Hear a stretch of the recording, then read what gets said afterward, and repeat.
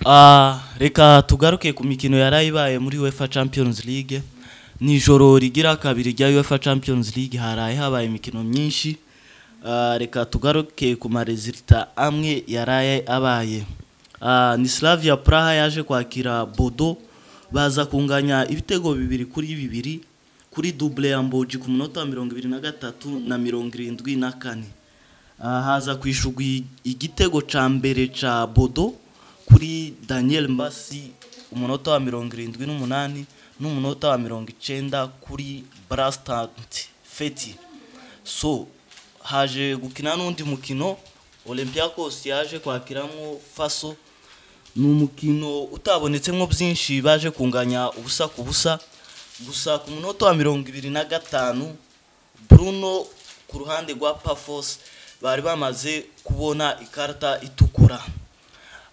Bayern Munich yaje kwakira Chelsea, n'umukino wari ukomeye cyane, ako ntibyabujije Bayern mu rugo gutsinda Chelsea ku munota wa 20.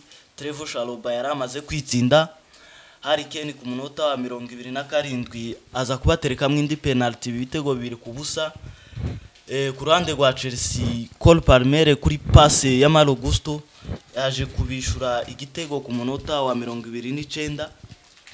Harry Kane aza gushimangira ku makosa cyane yakozwe na Malo Gusto. Sergio Gnabry amwaka baro, bahita batanga ipase kwa Harry Kane. Harry Kane ahita arangiza nta mikino, bashimangira ibitego 3-1. Chelsea baba bayisezereye uko.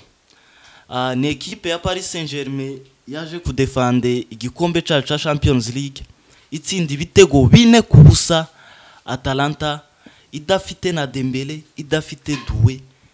Atalanta bayitsinda ibitego 4-0. Ni igitego ca mbere cabonetse kare ku munota wa 3. Marquinhos atsinda Atalanta kuri passe ya Fabian.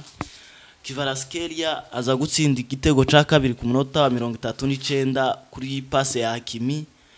Nuno Mendes aza gutsinda ikindi gitego kigira 3 kuri passe ya Bradley Barcola. Goncalo Ramos aza gutsinda igitego ku munota wa 90 bongeye umunota umwe, bashimangira ibitego 4-0. Gusa Bradley Barcola yari yananiwe na penalty ku munota wa 42. Atalanta baba bayisezereye uko. Ni Liverpool yakiriye mu rugo Atletico Madrid, bayakiriye kuri Anfield neza, bayakiriye hakiri kare.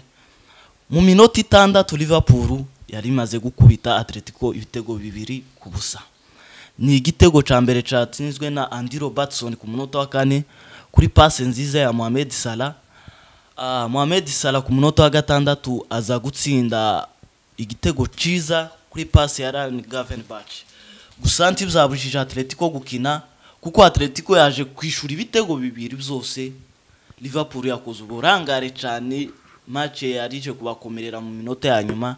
Ni Marcos Llorente wabishuye igitego ku munota wa 45 bagiye kuja mu kiruhuko ca mita, abakubita igitego bagaruke kandi muri mita ya kabiri ku munota wa 81 Marcos Llorente kandi abashiramo double. Gusa ntibzabujije Liverpool gutana intsinzi kuri Anfield, bashimishije abakunzi babo cyane. Ku munota wa 90 bongeye iminota yari irenga 2.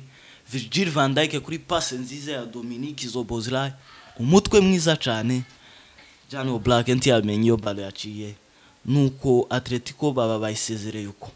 So ni Ajax yakiriye mu rugo Internazionale de Milano, gusa ntibzabujije Inter kwitsinda. Ni ibitego 2 bya Marcus Thuram kuri assist za Hakani Çalhanoğlu, ibitego 2 byiza kabisa. So ico twogarukaho cyane n'umukino wa Liverpool. Ni Liverpool yatsinze bigoranye, muri no minsi kiratsinda bigoranye. Ese ntibzoza kuyigiraho ingaruka?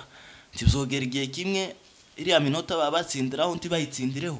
Ni Liverpool yatsinze ibitego 2 mu minota 6 ya mbere. Atletico ivinyumira zirayishura kuri Anfield, baza kubona igitego. Turebye by'ukuri Liverpool ni equipe imeze neza, ariko muri ibi bihe bigiye biheze yagiye igaragaza intege nke, imanti zishika kuri 6 zose ntihenze. Itsinda bivuye kure, itsinda ku munota 80, itsinda ku minota yo kongera.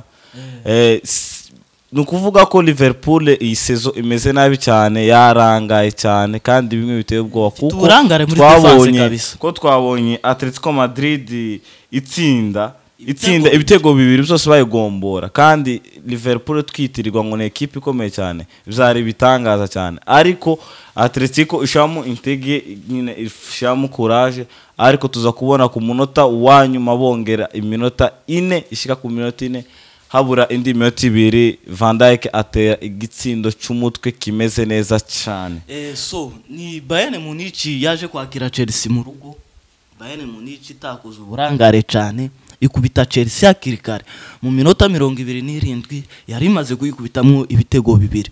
Habayemo n'uburangare cyane bwa defense ya Chelsea nayo itangiye kurangara cyane. Turebye aho Chelsea yari equipe imeze neza, yagiye twereka mu mikino yaheze muri Coupe du Monde Club kuntagiye igaragaza imbaraga nyinshi cyane. Twe tukagira ngo na Champions League niko izobandanya ishiramo imbaraga, ariko birangira idafite imbaraga gutsinda za Bayern Munich. Ko Bayern Munich muri ibi bihe biheze, muri sezo iheze yari imeze nabi cyane, ariko muri sezo itangiye kwitwara neza, tubona aho itsinda Chelsea ibitego 3-1. So ni Paris Saint-Germain yaje kudefend igikombe cyayo cha Champions League. Paris Saint-Germain yatsinze ibitego 4-0 Atalanta Belgrade. Atalanta yayisanze muhira itsinda ibitego 4 ntakuzuyaza, bananiwe na penalty wanashima ya Bradley Barcola. Urumva byari ibitego 5 byari bibazwe. Atalanta kabisa bana domine na possession bayidomine, ubona ko Paris Saint-Germain ishobora kandi kuzika gitahukana. Paris Saint-Germain irakomeye cyane, irashobora kugitahukana kabisa, ta processus ndende cyane, kuko hano twabonye Atalanta yarakinye ariko tubona nyine nta mbaraga nyine ashizemo, ariko nyine iyo yahuwe n'equipe irusha palmarès niko hakundi nyine ntacho woitegaho. Ariko twabonye Paris Saint-Germain igaragaza neza, idafite Desire Doué, idafite Dembele, Ousmane Dembele, ariko iza gutsinda kandi atweretse ije imeze neza, yona twe mu buryo natwara n'iki gikombe cya 2025 cya 2026. So ni Inter nayo yaje gushimangira intsinzi yayo ku bitego 2-0. Reka tubashimire mwebwe abakunzi bacu Your Dream, mukore subscribe na share na comment, mutubwire ibitekerezo byanyu, turabashimiye. Ciao ciao.